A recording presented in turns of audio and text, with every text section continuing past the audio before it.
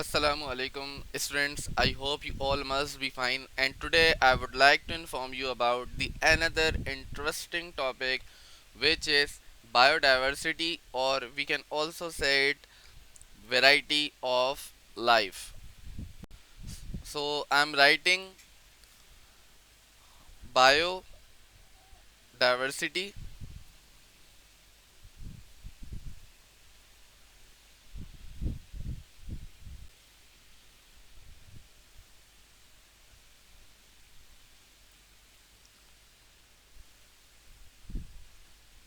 or variety of life.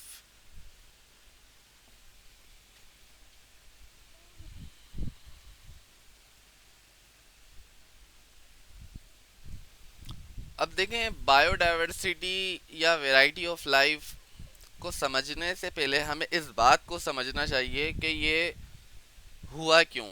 पहले मैं आपको बायोडायवर्सिटी का मतलब समझा देता हूँ, देन यू कैन आइडेंटिफाई कि हम इस चैप्टर में पढ़ेंगे किस तरीके से।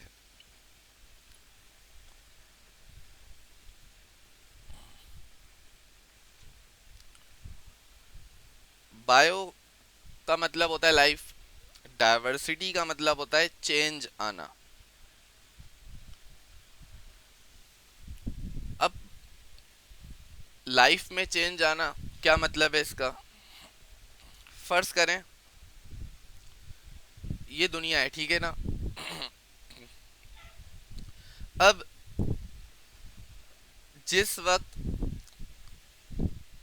दुनिया में सिर्फ पानी था, यानी कि उस वक्त इंसानों की प्रेजेंस नहीं थी दुनिया में, तो उस वक्त चारों तरफ पानी था। बट अगर अब देखा जाए तो हम कह सकते हैं कि 75% वाटर है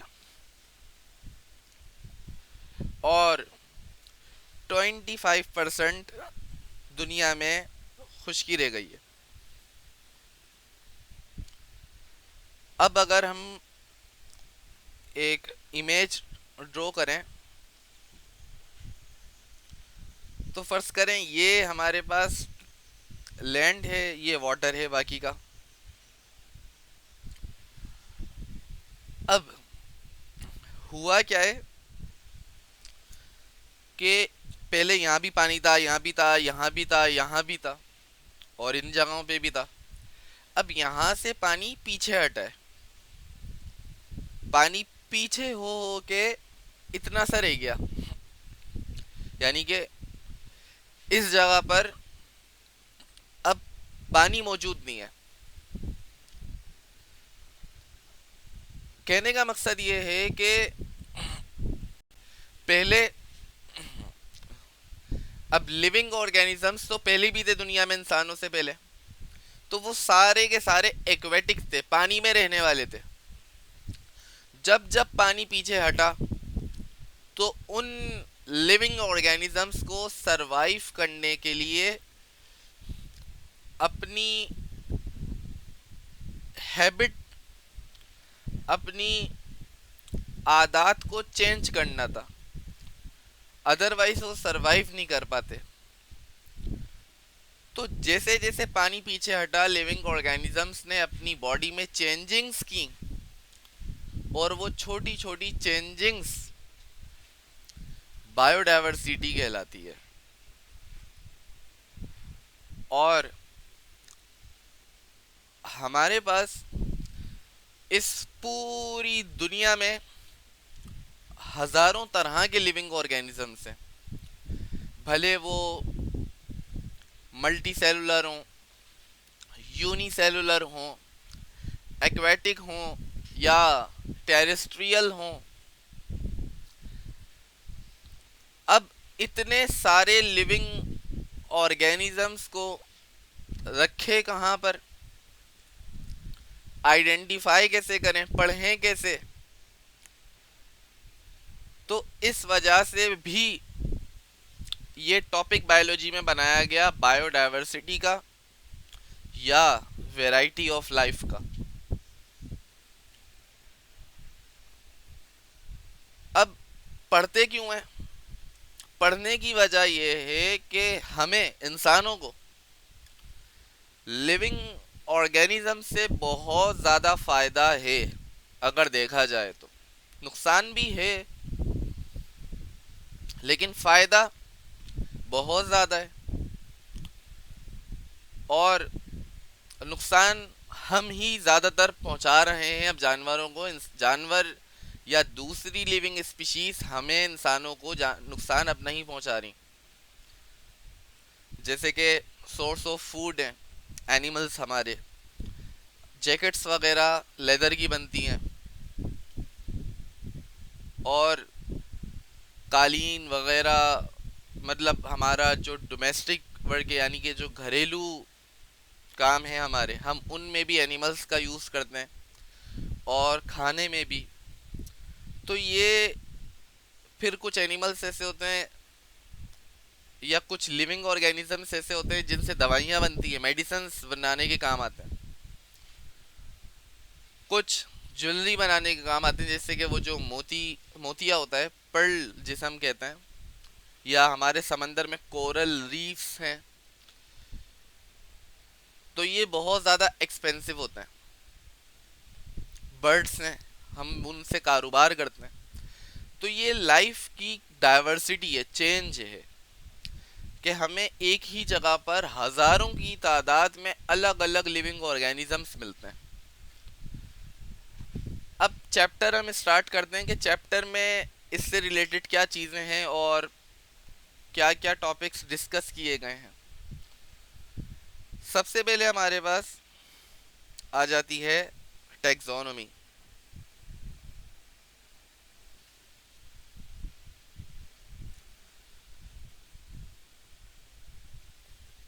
टैक्सोनॉमी निकला है टैक्सिस से,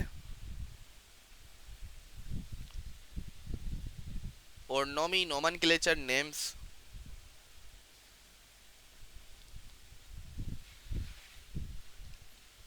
आसान अल्फाजों में बताता हूँ कि किसी भी लिविंग ऑर्गेनिज्म का साइंटिफिक नेम रखने का तरीका, किसी भी लिविंग ऑर्गेनिज्म का साइंटिफिक नेम रखने का तरीका उसकी बॉडी स्ट्रक्चर को देखते हुए टैक्सोनॉमी कहलाता है।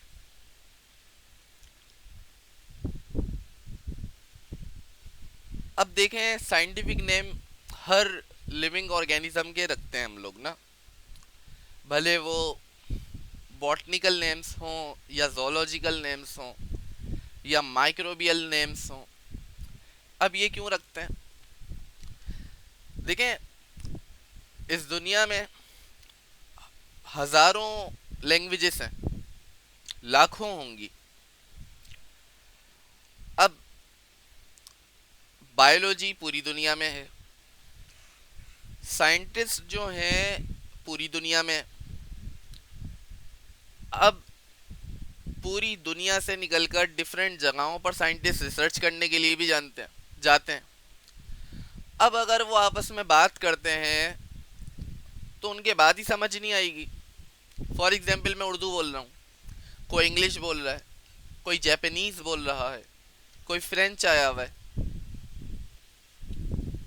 तो बात ही नहीं कर सकते। तो साइंटिस्ट ने क्या किया, एक अपनी साइंटिफिक लैंग्वेज बना दी जिसमें हर लिविंग ऑर्गेनिज्म का एक ही नाम होगा। भले आप पाकिस्तान में बोल रहे हो, इंडिया में हो, जापान में हो, फलस्तीन में हो, कहीं भी हो, सबका नाम एक ही है साइंटिफिक लैंग्वेज में। जैसे कि इंसान है, होमोसेपियन नाम है। अब जैसे जैसे चैप्टर आगे बढ़ेगा मैं आपको बताता रहूँगा जो साइंटिफिक नेम्स यहाँ पर डिस्कस किए गए हैं। अब टेक्सोनोमी के बाद हमारे पास आती है होमोलॉजी।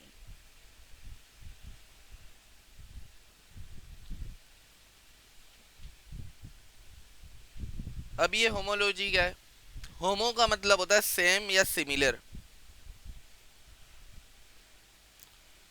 और लॉजी लोगोस स्टडी, सेम चीज़ों की स्टडी। अब ये सेम चीज़ों की स्टडी है, साइंटिस्ट ने एक चीज़ बहुत नोट करी कि लिविंग ऑर्गेनिजम्स जो होते हैं, बुक में मिसाल दी गई है ह्यूमन की, कैट की, बिल्ली की, बैट की, चिमगादड़, वेल, और भी शायद हो। अब इनका जो हाथ है, फोरहैंड है, जो आगे वाला हाथ है, उसमें जो बोन्स की काउंटिंग है, हड्डियां जो हैं, वो उनकी क्वांटिटी एक ही है, बस फंक्शन अलग है। उसके बॉडी पार्ट्स से, उनके बॉडी पार्ट्स की बेस पर उन सब का फंक्शन अलग है। जैसे कि इंसान के अगर मैं हाथ की बात करूं तो यहाँ पर एक हड्डी है पहले,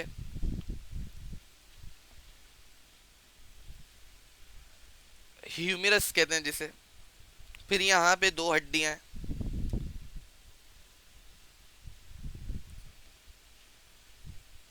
टिबिया फेब्यूला है या रेडियस अल्ना है, इस तरह की हैं। इन दोनों में से कोई एक नाम है। फिर पांच उंगलियां हैं,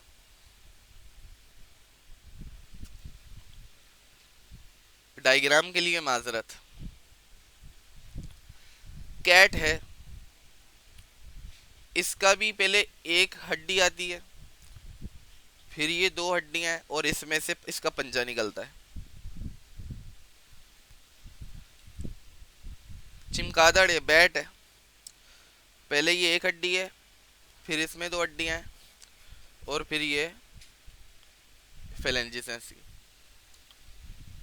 वेल है, ये एक हड्डी है इसमें, फिर ये दो हड्डियां हैं छोटी छोटी सी, और फिर ये फेलेंजिस है। बट बॉडी स्ट्रक्चर अगर बाहर से देखा जाए तो इसका यूं है, कुछ उंगलियां आ जाती हैं,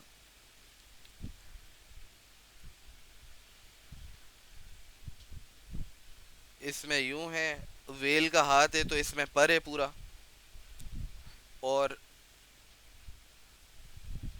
बैट है तो इसका उड़ने वाला पर है। अब देखें बॉडी पार्ट्स के अंदर जो बॉडी स्ट्रक्चर है बोन्स का वो एक ही है, बट क्योंकि उनका काम सबका अलग अलग है तो बॉडी शेप अलग है। जैसे कि इंसान का हाथ है तो वो ग्रिप, किसी चीज को पकड़ने के काम में आता है। जैसे मैंने पेन पकड़ा हुआ है, ग्रिप करने का काम। कैट का हाथ है, भागने के काम आता है। चिमगादड़ का जो हाथ है वो फ्लाइंग, उड़ने के काम आता है। और वेल का जो फिन है वो तैरने के काम आता है। तो ये कहलाती है होमोलोगी। अच्छा, कुछ बेसिस हैं होमोलोगी की, या जिसे हम बेसिक क्लासिफिकेशन भी कहते हैं।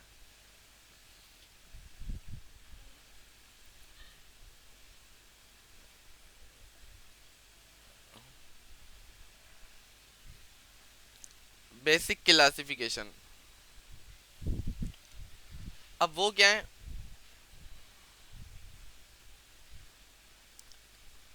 साइटोलॉजी, साइटोलॉजी के बाद हमारे पास आ जाती है बायोकेमिस्ट्री,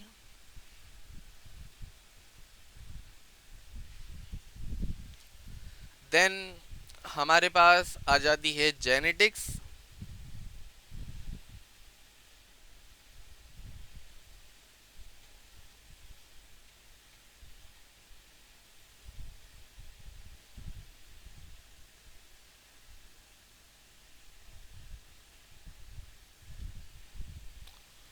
और होमोलोगस स्ट्रक्चर सबसे पहले आ जाता है। अच्छा, जेनेटिक्स वगैरह ये थोड़ी मेरी नंबरिंग गलत हो गई, जेनेटिक्स सबसे एंड में आती है, और सबसे नंबर वन पर जो है वो होमोलॉजी है।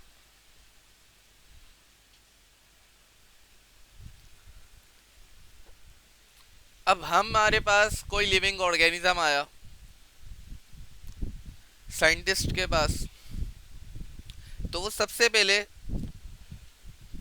उसके सेम फीचर्स चेक करेंगे कि मिलता जुलता किस एनिमल से है, किस बर्ड से है, या कौन से लिविंग ऑर्गेनिज्म से। देन हम उनके सेल्स के बारे में पढ़ते हैं कि इसका बॉडी स्ट्रक्चर जो है सेल्स का वो कैसा है। देन जब वो भी आइडेंटिफाई नहीं हो रहा होता, तो हम उसका जो बायोकेमिस्ट्री वाला सेक्शन है, जैसे कि उसकी बॉडी में मॉलिक्यूल्स कौन कौन से हैं, उन मॉलिक्यूल्स के बारे में पढ़ते हैं। और जब वो भी क्लियर नहीं होता, तो फाइनली हम उसकी जेनेटिक्स पढ़ते हैं, उसके जीन्स के बारे में, यानी कि उसके डीएनए का स्ट्रक्चर पढ़ते हैं।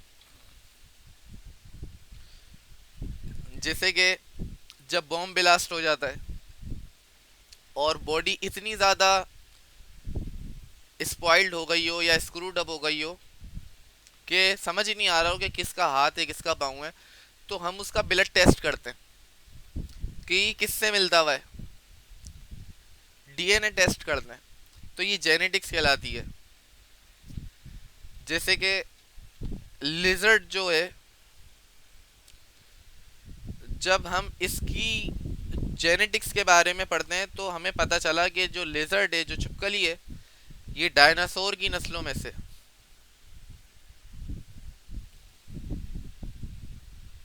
तो ये हमारे पास फाइनल टूल होता है जेनेटिक्स, कि हम किसी भी लिविंग ऑर्गेनिज्म को आइडेंटिफाई कर पाएं कि ये किससे मिलता हुआ है।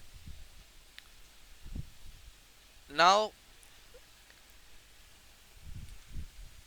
अब हम आपको बताते हैं क्लासिफिकेशन ऑफ एनिमल्स के बारे में, किंगडम सिस्टम्स के बारे में,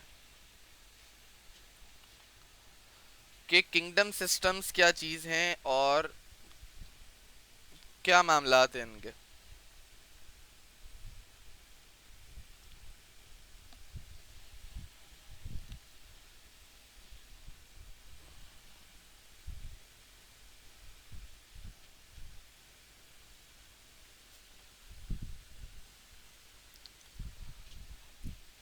अच्छा, 5 तरह के हमारे पास किंगडम्स आते हैं।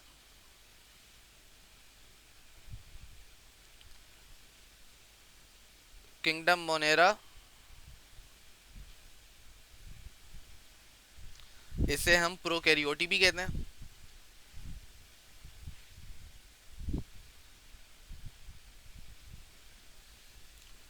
देन हमारे पास आता है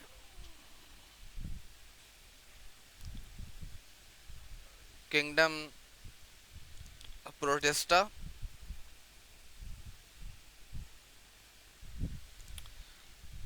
अब हम इसको प्रोटोक्टिस्टा भी कहते हैं।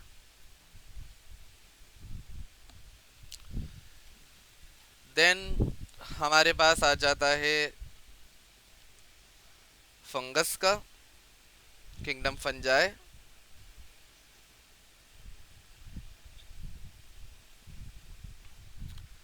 देन हमारे पास आ जाता है प्लांटी।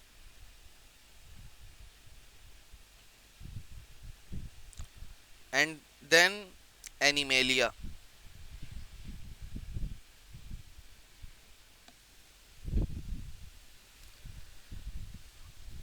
अब बहुत सारे साइंटिस्ट थे जिन्होंने किंगडम सिस्टम्स की बुनियाद रखी। उनमें से सबसे पहला नाम रॉबर्ट विटेकर का आ जाता है, जिन्होंने 1969 में किंगडम सिस्टम्स की बुनियाद रखी on the basis of nutrition, on the basis of structure.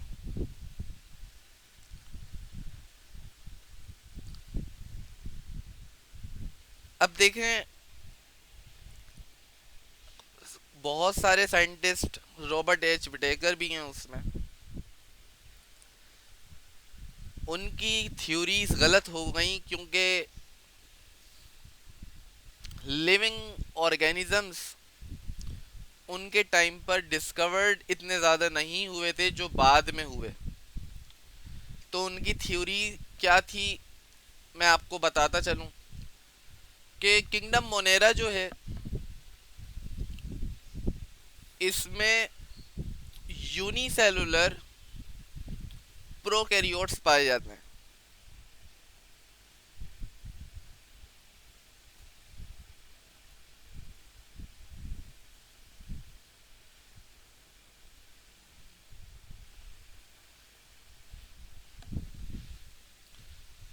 Unicellular का मतलब होता है ऐसे लिविंग ऑर्गेनिज्म जो एक सेल से मिलकर बने हों, जैसे कि अमीबा, यूग्लिना, पैरामीशियम, क्लेमेटोमनास। तो ये सारी चीज़ें हमारे पास यूनिसेलुलर लिविंग ऑर्गेनिज्म कहलाती हैं। प्रोकैरियोट्स, ये मैंने आपको लास्ट टाइम चैप्टर में बताया, यूनिसेलुलर प्रोकैरियोट्स, यूकैरियोट्स, प्रोकैरियोट्स के बारे में। अब जो नेक्स्ट है हमारे पास किंगडम प्रोटिस्टा, इसमें आते हैं यूनिसेलुलर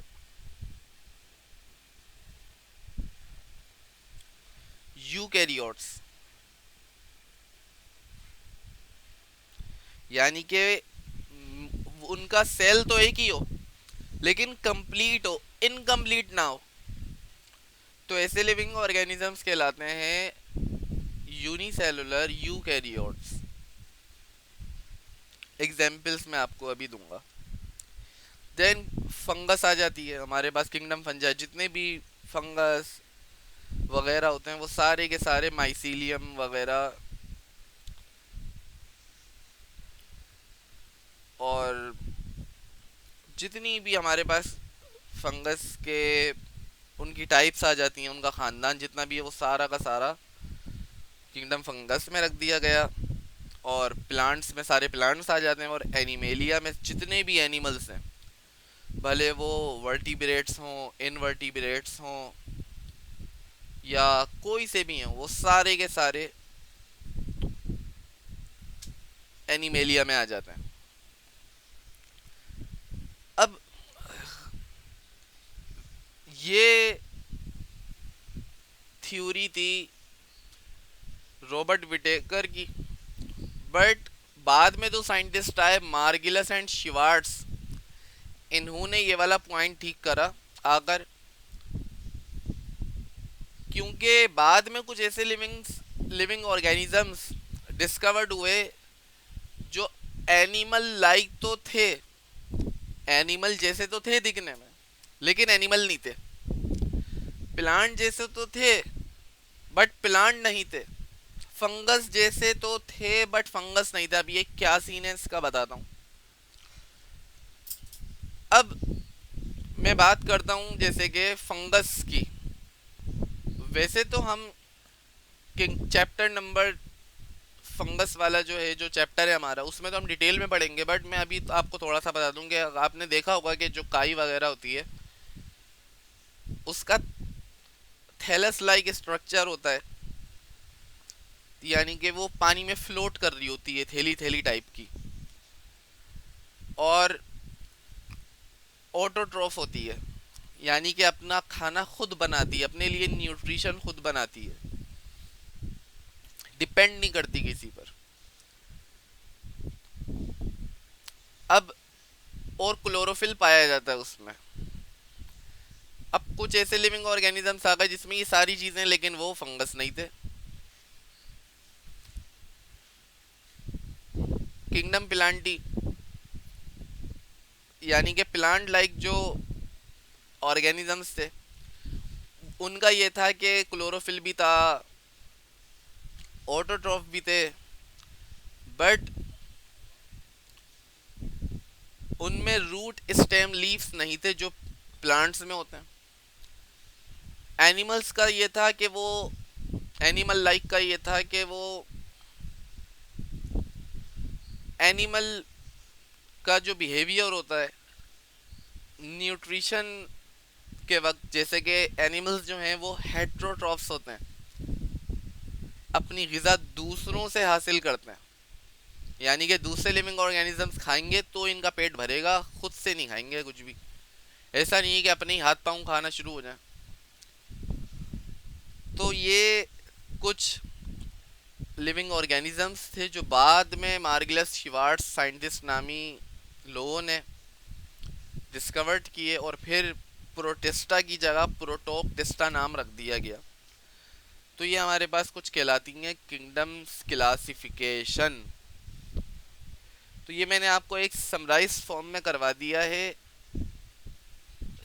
कॉन्सेप्ट क्लियर करने के लिए। फिर उसके बाद कुछ क्लासिफिकेशंस हमारे पास आ जाती हैं कि हमें लिविंग ऑर्गेनिज्म को क्लासिफाई कैसे करना चाहिए।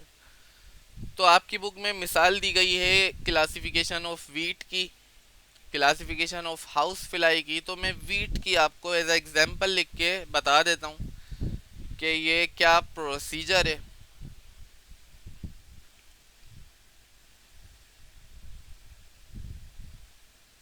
Kingdom, phylum, class, order, family,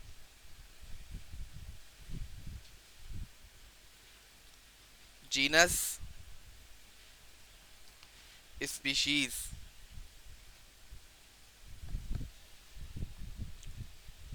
और फिर हमारे पास साइंटिफिक नेम आता है, क्योंकि हम गंदम की कर रहे हैं तो बॉटनिकल नेम हमें लिखना पड़ेगा।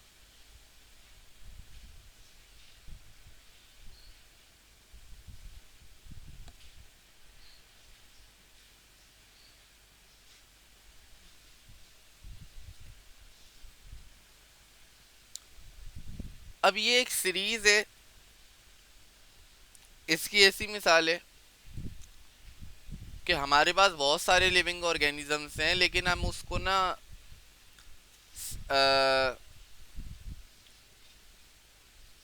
काउंट नहीं कर पा रहे हैं सही से। उसके करेक्टरिस्टिक्स, उसके फंक्शंस समझने के लिए हमने किंगडम सिस्टम की बुनियाद रखी और इस तरह की क्लासिफिकेशन की। जैसे कि इसकी मिसाल ऐसी है, एक ड्रॉ जो होती है उसमें तरह तरह का सामान रखा हुआ होता है, तो मिक्स हो जाता है, समझ नहीं आ रहा होता है कि क्या क्या रखा हुआ है। लेकिन अगर उनमें पोर्शंस बने हुए ड्रॉज में कि बड़े साइज की चीज़ें इधर हैं, छोटे साइज की इधर हैं, फिर इधर है, इस तरह एक मतलब एक पूरा वेल ऑर्गेनाइज हुआ वो, तो उसे पढ़ना समझना बहुत आसान हो जाता है। तो इसी तरीके से क्लासिफिकेशन किसी भी लिविंग ऑर्गेनिज्म की हम करते हैं, जिसमें हमें ये पैटर्न फॉलो करना होता है, kingdom, phylum, class, order, family, genus और स्पीशीज। इसको याद करने की मैं एक ट्रिक बता देता हूँ जो मेरे टीचर ने किसी ज़माने में मुझे बताई थी। खान पीसीओ फॉर गपशप, खान पीसीओ फॉर गपशप। Kingdom, phylum, class, order, family, genus, species. तो ये तरीका बहुत आसान होता है याद करने का। ये मंत्र याद कर लें, ये सीक्वेंस याद हो जाएगी। अब अगर हम वीट के किंगडम की बात करें तो किंगडम जो है वीट का वो प्लांटी है। डिवीजन या जो क्लास वगैरह है, फाइलम जो है वो ट्रैक्योफाइट है।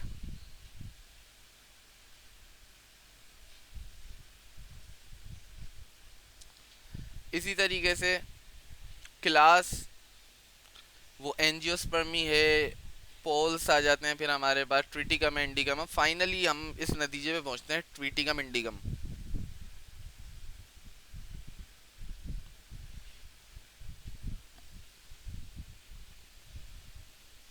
वीट का जो साइंटिफिक नेम है, मैं ज़रा सही करके लिख देता हूँ, वो है ट्रिटिकम इंडिकम। अब पूरी दुनिया में यही साइंटिफिक नेम बोला जाता है। अगर कोई भी ट्रिटिकम इंडिकम बोले चाइना में, जापान में, कहीं भी, तो सब समझेंगे कि ये वीट की बात हो रही है। लेकिन ये सिर्फ इंटरनेशनली, वर्ल्ड वाइड सिस्टम में ये आप यूज़ करें। ऐसा नहीं है कि आप साइंटिफिक लैंग्वेज अपने मोहल्ले में यूज़ करें, कि आप किसी परचून वाले की दुकान पे गए, आप उसको बोल रहे हैं मुझे 1 किलो ट्रिटिकम इंडिकम देते हैं, वो चमाट देगा आपको। तो बेहतर है ये नहीं करिएगा। ये सिर्फ इंटरनेशनली साइंटिफिक लैंग्वेज है जो वहीं यूज़ होती है। तो ये हमारे पास कुछ तरीके होते हैं लिविंग ऑर्गेनिज्म को समझने के लिए, पढ़ने के लिए। इसी तरीके से हाउस फ्लाई है। हाउस फ्लाई का साइंटिफिक नेम लिख देता हूँ, काम आएगा आपके। मुस्का डोमेस्टिका।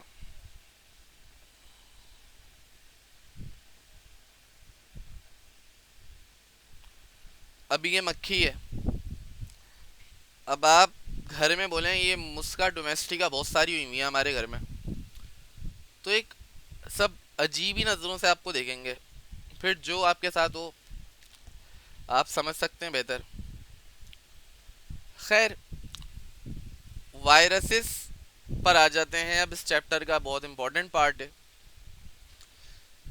ये मैं आपको समझा देता हूँ कि वायरसेस का क्या सीन है और क्यों, क्या होते हैं ये, क्या हिस्ट्री है इनकी। अच्छा, तो भाई वायरसेस की बात कर लेते हैं।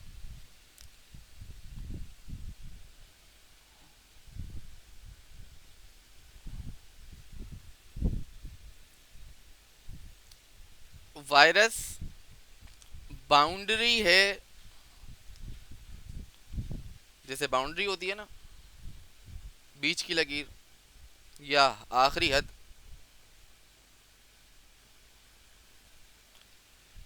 लिविंग और नॉन लिविंग के बीच में।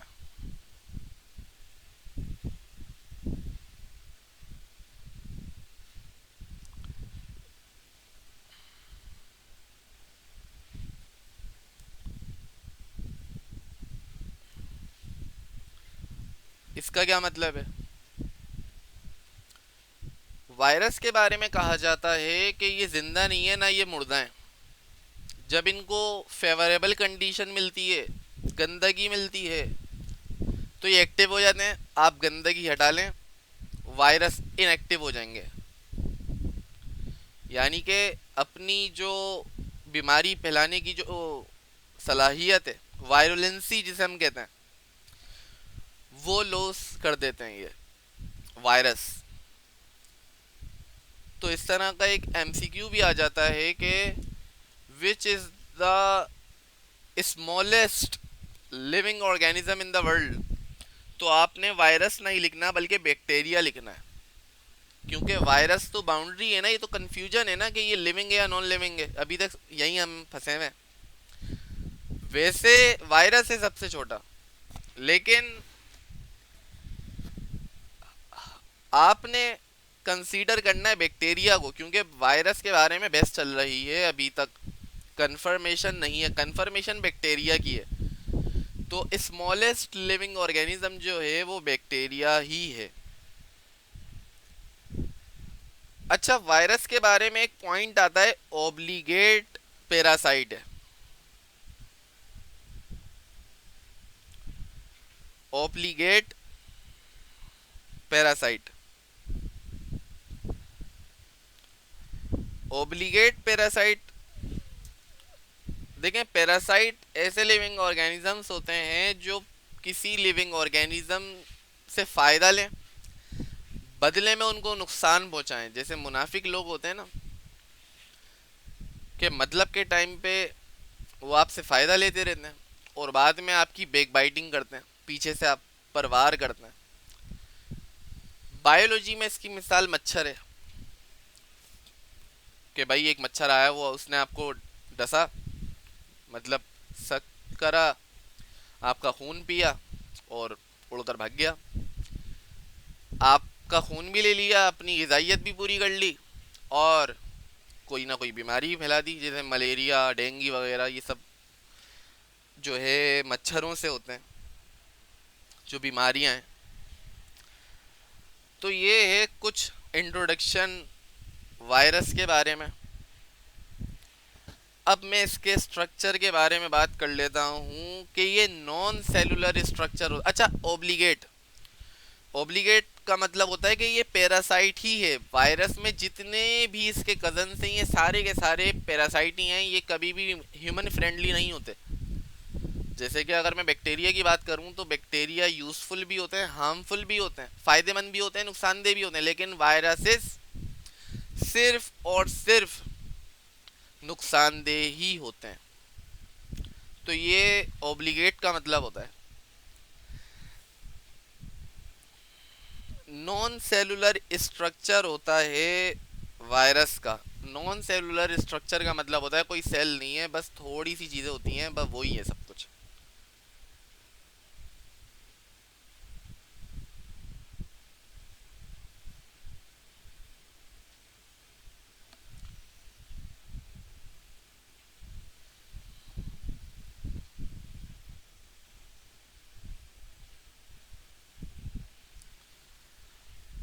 ये हमारे पास कहलाता है कैप्सिड, जो वायरस की प्रोटेक्शन में हेल्प करता है, आउटर कवरिंग है। उसके बाद ये न्यूक्लियर एनवेलप कहलाता है,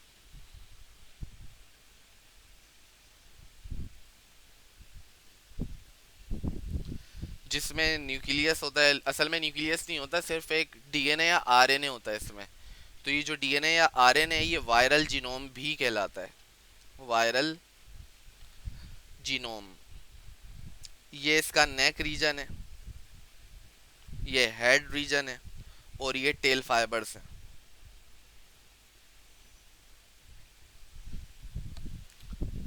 यानी कि टांगे टाइप का स्ट्रक्चर है, जो किसी भी लिविंग ऑर्गेनिज्म पर अटैक करने में बहुत ज़्यादा हेल्प करता है।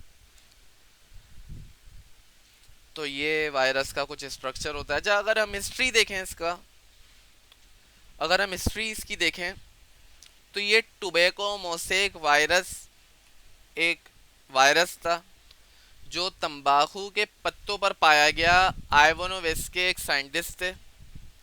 ये मैं आपको ना अभी थोड़ी देर के बाद जितने भी साइंटिस्ट हैं बायोडाइवर्सिटी में, वो सबकी कॉन्ट्रीब्यूशन साइंटिस्ट के नाम लिख कर दिखा दूंगा, ताकि आपको एमसीक्यूज करने में बहुत ज़्यादा हेल्प हो जाए। तो अभी बस आप वायरस का यही चीज़ें समझ लें, एक बेसिक स्ट्रक्चर के वायरस होता क्या है। अभी के लिए इतना बहुत है आपके लिए ना, क्योंकि आगे वायरस की क्लासिफिकेशन भी है, तो उसमें आपको मज़ीद क्लियर हो जाएगा। जो हिस्ट्री वगैरह है, जो इंट्रोडक्शन है, जो डिस्कवरी है, ये मैं आपको इंशाल्लाह भी थोड़ी देर में समझाता हूँ। तो हम अब बात कर लेते हैं क्लासिफिकेशन ऑफ वायरस।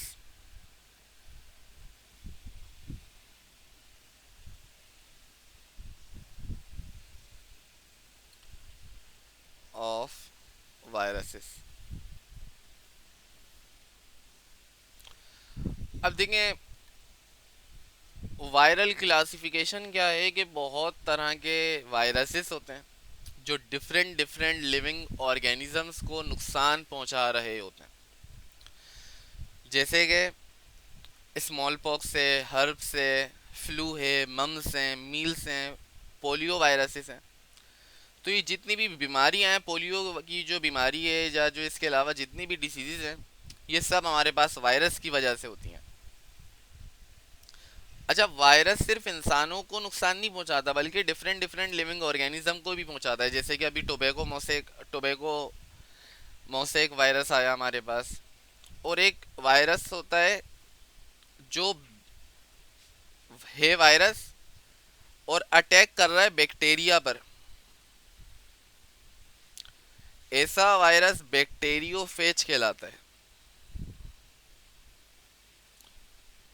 यानी कि ऐसा वायरस जो बैक्टीरिया को भी ना छोड़े, बैक्टीरिया के भी जो है बीमारियां फैला दे। अब स्ट्रक्चर के लिहाज से थोड़ी सी वायरस की बात कर लेते हैं कि जो रोड शेप के होते हैं,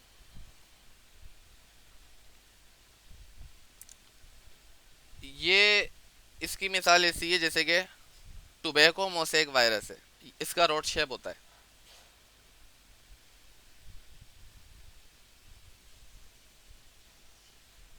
जो स्पाइरल होते हैं या स्फेरिकल होते हैं, थोड़े से राउंडेड घुमे हुए,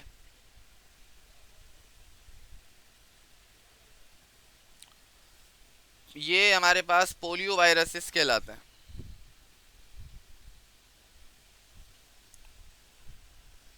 फिर हमारे पास एक वायरस आता है स्ट्रक्चर के लिहाज से टेट पोल।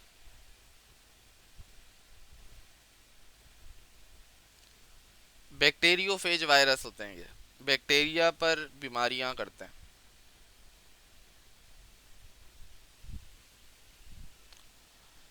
फिर कुछ आते हैं हमारे पास बुलेट शेप के, ये हमारे पास रब्दो वायरस कहलाता है।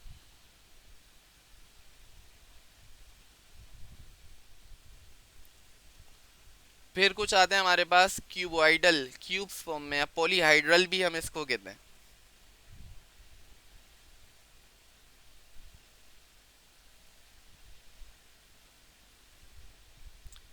या पॉलीहाइड्रल एडिनो वायरस। तो ये हमारे पास कुछ वायरसेस की टाइप्स होती हैं on the basis of structure. अब हम बात कर लेते हैं, अल्लाह आपका भला करे, लाइटिक और लाइसोजेनिक साइकिल की। यहां पर लिख देता हूं, थोड़ा सा अच्छा हो जाएगा आपके लिए।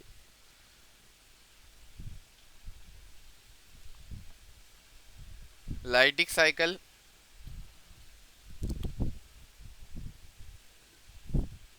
या एक और साइकिल होती है लाइसोजेनिक साइकिल।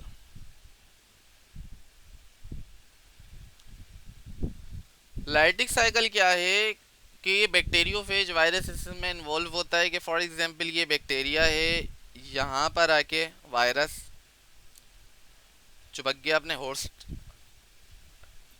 टेल फाइबर्स के जरिए से, और इसने अपना जो डीएनए है वो बैक्टीरिया के अंदर उतार दिया। अब बैक्टीरिया रिप्रोडक्शन करेगा तो इसमें बैक्टीरिया फॉर्म नहीं होंगे, इसमें वायरस फॉर्म होंगे। क्योंकि वायरस क्या करता है, बैक्टीरिया के न्यूक्लियस पर अटैक कर देता है और उसे कहता है कि तुम मेरे लिए काम करो, और अपना डीएनए उसमें छोड़ देता है। तो जब जैसे जैसे बैक्टीरिया की रिप्रोडक्शन होती है उसमें वायरसेस बन रहे होते हैं, और एक स्टेज ऐसा आता है जिसमें टोटल वायरसेस हों। ये सारे के सारे वायरसेस के बच्चे इसमें बन रहे होते हैं। और एट द एंड क्या होता है कि वायरस बैक्टीरिया को रप्चर करके, बैक्टीरियल वॉल को फाड़ कर सब बाहर आ जाता है।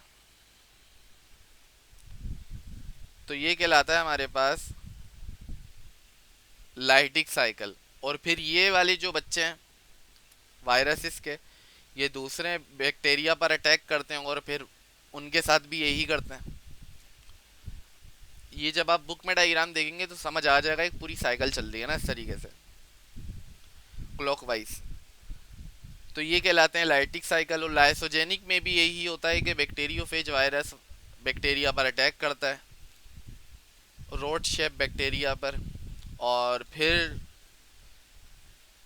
50-50 चांस होता है कि या तो वो उसके साथ मिलकर रह रहा होता है, बर्स्ट करके बाहर नहीं आता, और अगर उसका मूड हो तो वो कभी आ भी जाता है बाहर ना,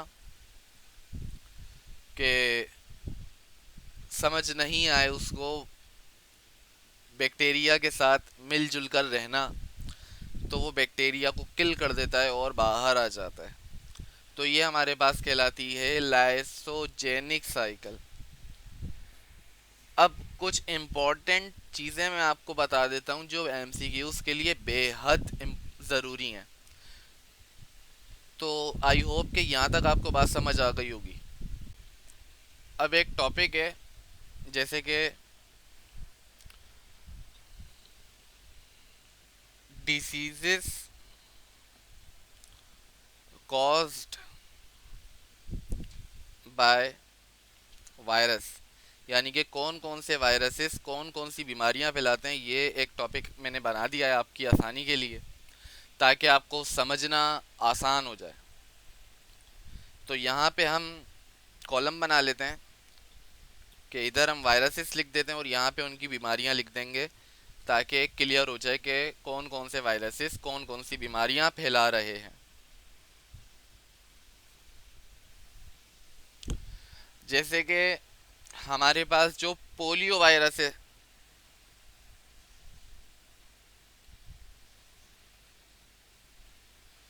पोलियो वायरस ये क्या करता है, जो पोलियो की जो बीमारी है इसको पोलियो माइलिटिस कहते हैं।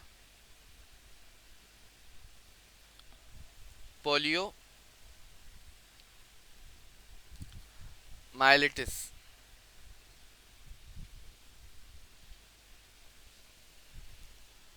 और इसके साथ साथ जो रेट्रो वायरस है,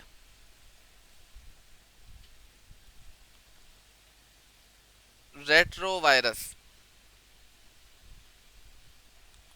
या इसको हम HIV भी कहते हैं, ये एड्स करता है। एड्स एक ऐसी बीमारी होती है, एड्स का मतलब होता है एक्वायर्ड इम्यून डेफिशिएंसी सिंड्रोम, यानी कि जो इम्यून सिस्टम होता है किसी भी लिविंग बॉडी का, वो इम्यून सिस्टम बिल्कुल ख़राब हो जाता है, डिस्टर्ब हो जाता है, इम्यूनिटी पर अटैक करता है। उससे क्या होता है कि जितने भी बीमारियां हो जाती हैं वो सारी की सारी अटैक कर देंगी। जब कोई रोकने वाला नहीं होता तो सब उस मजबूरी का फ़ायदा उठाते हैं। यही हाल कुछ कराची के साथ भी हो रहा है। खैर,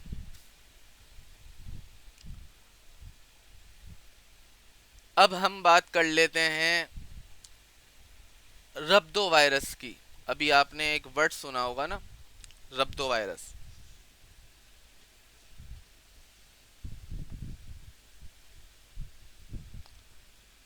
ये जो रब्दो वायरस है ये रबीस बीमारी करता है। रबीस एक ऐसी बीमारी होती है जो पागल कुत्ते के काटने वगैरह से हो जाती है। फिर एक वायरस आता है पैरामाइक्सरो वायरस।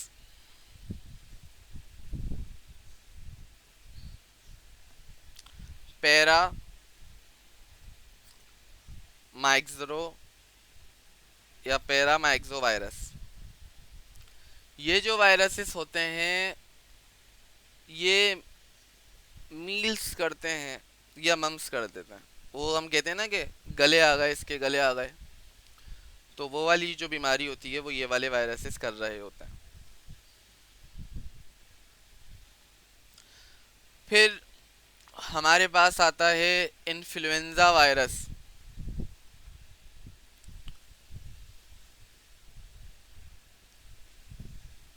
इन्फ्लुएंजा वायरस, इन्फ्लुएंजा नाम से ही जाहिर हो गया है कि ये क्या करेगा भाई, नज़ला करेगा, इन्फ्लुएंजा करेगा।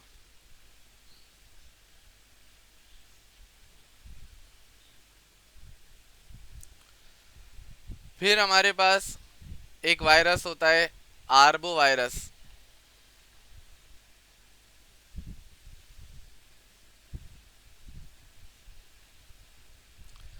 आर्बो वायरस क्या करता है, डेंगी और पीलिया वगैरह जो होता है, स्मॉल पॉक्स वगैरह जो होते हैं, स्मॉल पॉक्स नहीं सॉरी, डेंगी पीलिया वगैरह, ये इस वायरस की वजह से होता है। ये वायरस मच्छर में होता है, और जब वो आपको सक करता है, काटता है, बाइट करता है, तो ये वायरस उस मच्छर के ज़रिए आपकी बॉडी में एंटर हो जाता है, और फिर आपको आपकी बॉडी में डेंगी कॉज कर देता है। एक मच्छर होता है, मच्छरिया होती है, सॉरी मच्छर नहीं होता है, फीमेल्स में होता है ना, फीमेल्स बड़ी जहरीली होती हैं उसकी। Anopheles mosquito, female Anopheles mosquito होता है वो, होती है सॉरी। और ये जो फीमेल होती है इसमें ये वायरस मौजूद होता है, और जब ये फीमेल काट लेती है तो इसकी वजह से ये वायरस होता है। मेल इनके सही होते हैं, मेल के कटने से कुछ भी नहीं होता। Yellow fever. फिर हिपाटाइटिस के वायरसेस हैं कि हिपाटाइटिस ए वायरस जो है वो हिपाटाइटिस ए करता है, जो बी वायरस है वो बी करता है, जो सी वायरस है वो सी करता है। फिर एक आता है हर्प्स वायरस, वो जेनेटिकल हर्प्स करता है। एक होता है मील्स वायरस, मील्स कर देता है। प्लांट के अंदर टोबैको मोसेक होता है, जो टोबैको मोसेक डिसीज कॉज करता है। तो ये कुछ वायरसेस हैं जो मैंने आपको ओरली भी बता दी है, और वैसे भी मैंने आपको बता दी है कि क्या काम हो रहा होता है इसका बॉडी में। अब ज़रा हम साइंटिस्ट पर बात कर लेते हैं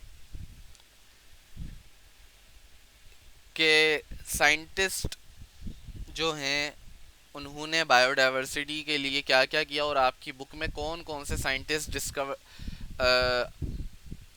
डिस्कस किए गए हैं। जैसे कि आपके पास सबसे पहले आते हैं एडवर्ड जेनर।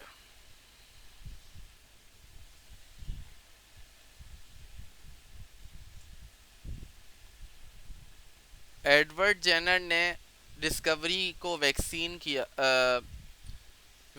को डिस्कवर किया था। उल्टा मैं बोलने वाला था, डिस्कवरी को वैक्सीन किया था। ये हाल हो जाता है पढ़ा पढ़ा कर, जब आप बहुत ज़्यादा पढ़ा रहे हों तो माइंड से उल्टी उल्टी चीज़ें आना शुरू हो जाती हैं। तो इन्होंने वैक्सीन डिस्कवर की थी।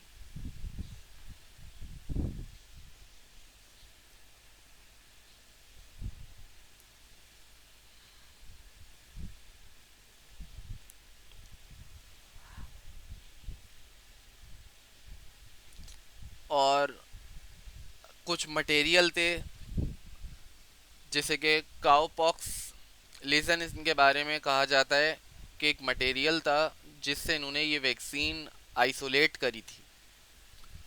फिर एक साइंटिस्ट आते हैं लियोस पेस्चर। ये एक साइंटिस्ट थे जिन्होंने एडवर्ड जेनर के साथ मिलकर ये काम करा था इनिशियल स्टेज से। तो ये वैक्सीन नाम इन्होंने रखा था असल में ना, डिस्कवरी इन्होंने करी थी उस मटेरियल की, और उस मटेरियल का नाम जो वर्ड था, लैटिन वर्ड, उससे इन्होंने डिराइव करा। वैक्सा एक वर्ड था लैटिन में, VACCA, ये गलती से मैंने लिख दिया, VACCA वैक्सा, इससे वैक्सीनेशन का नाम इन्होंने रख दिया। फिर चार्ल्स और चैम्बरलैंड थे, इन्होंने रबीज के बारे में बताया कि रबीज एक बीमारी होती है। लिख देता हूँ मैं इनका नाम, चार्ल्स चैम्बरलैंड।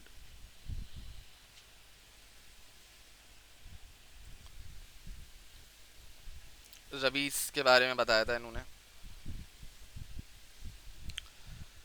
फिर एक साइंटिस्ट आते हैं आइवानोविस्के।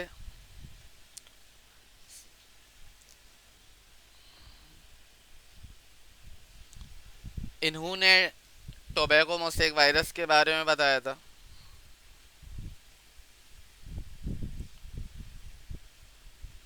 टोबैको मोसेक वायरस, एक साइंटिस्ट स्टैनली थे,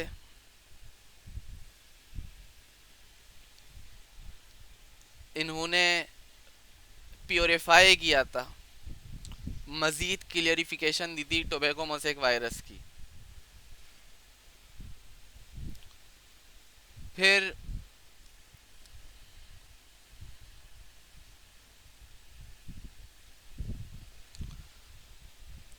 एक साइंटिस्ट थे टॉर्ट,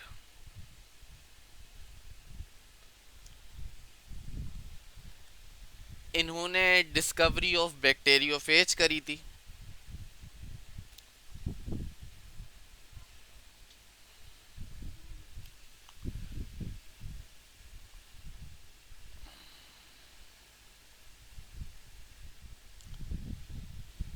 और लास्ट में एक साइंटिस्ट आते हैं डी हेरेले, इन्होंने रीडिस्कवरी करी थी टॉर्ट्स ऑब्जर्वेशंस की, और इन्होंने उसका नाम रखा था बैक्टीरिया ईटर। यानी कि इन्होंने मजीद क्लियर किया था टॉर्ट्स ऑब्जर्वेशन को, और नाम रखा इन्होंने बैक्टीरिया ईटर। अच्छा, ये जो वैक्सीन का टॉपिक जो नाम आया था वैक्सीन का, मैं आपको बता देता हूँ और इस चैप्टर का हम एंड करते हैं कि वैक्सीन क्या होती है। देखें, आपने नाम सुना होगा वैक्सीनेशन का बहुत ज़्यादा भी कोरोना के टाइम पर, कोविड-19 के बारे में के टाइम पर, कि भाई वैक्सीन करवा लो, वैक्सीन करवा लो। देखें, वैक्सीन क्या होती है कि ये आप किसी भी बीमारी होने से पहले लगाते हैं, हमेशा बीमारी होने से पहले। बीमारी होने के बाद कभी भी वैक्सीन नहीं लगती। अब इसमें होता क्या है कि बैक्टीरिया या वायरस की जो वैक्सीन होती है उसमें उसी के, जैसे कि फॉर एग्जांपल नज़ला चल रहा है, तो मैं क्या करूँगा कि जो इन्फ्लुएंजा वायरस होता है उसकी इनएक्टिव फॉर्म लूँगा या बिल्कुल ही अधमरी हालत लूँगा, वो उस पर्सन की बॉडी में डाल दूंगा, इंजेक्ट कर दूंगा, जिसको ये बीमारी होने का खदशा है, अभी हुई नहीं है बीमारी। तो हमारी बॉडी के या उस बंदे की बॉडी के जो वाइट सेल्स होते हैं, WBC, police of the body, army of the body, वो उस अधमरी बीमारी के खिलाफ लड़ते हैं और स्ट्रांग हो जाते हैं। जैसे कि प्रैक्टिस मैच होता है ना, वही वाला सीन हो जाता है भैया लिविंग ऑर्गेनिज्म की बॉडी में। और फिर जब वो अपनी असल फॉर्म में आते हैं तो हमारे वाइट सेल्स उनको हरा देते हैं और बीमार करने नहीं देते हमारी बॉडी को। जैसे कि फाइनल मैच होने से पहले बहुत ज़्यादा नेट प्रैक्टिस होती है क्रिकेट में, या फाइटिंग होने से पहले कमज़ोर रेसलर्स से लड़वाया जाता है ताकि वो फॉर्म में आ जाए, प्रैक्टिस में आ जाए, और फिर उसे रिंग में उतारने के लिए तैयार किया जाता है किसी भी रेसलर को। तो ये सीन होता है वैक्सीनेशन का। अच्छा, जब वैक्सीन आपने नहीं करवाई, जैसे कि अब आपने अपनी बॉडी इम्यूनाइज नहीं करी और वायरस या बैक्टीरिया या फंगस आपकी बॉडी में एंटर हो गया, तब आप वैक्सीन का यूज़ नहीं करेंगे बल्कि आप एंटीबायोटिक का यूज़ करेंगे। एंटीबायोटिक तब यूज़ करते हैं जब कोई बैक्टीरिया बॉडी में आ जाए, जैसे कि कोई बीमारी है जो बैक्टीरिया ने फैलाई और आप बीमार हो गए, तो आप एंटीबायोटिक लेंगे। एंटी का मतलब होता है अगेंस्ट, और बायोटिक बैक्टीरिया से निकला है। और अगर वायरस घुसा है अंदर जो बीमारी फैला रहा है तो वो एंटीवायरल कहलाता है। जैसे हम कहते हैं ना वायरल इन्फेक्शन है, मौसम चेंज होता है तो वायरल इन्फेक्शन, नज़ला खांसी बुखार चल जाते हैं, वायरल फीवर है, वायरल इन्फेक्शन है, तो तब आप एंटीवायरल डोज लेते हैं मेडिसिन्स की फॉर्म में, जिससे आप कुछ डोज के बाद सुबह शाम रात, वो जो भी आप पर डिपेंड करता है, वो खाने के बाद आप ठीक हो जाते हैं। So that's all for today. See you bye inshallah on next lecture. Till here, take care. Allah Hafiz.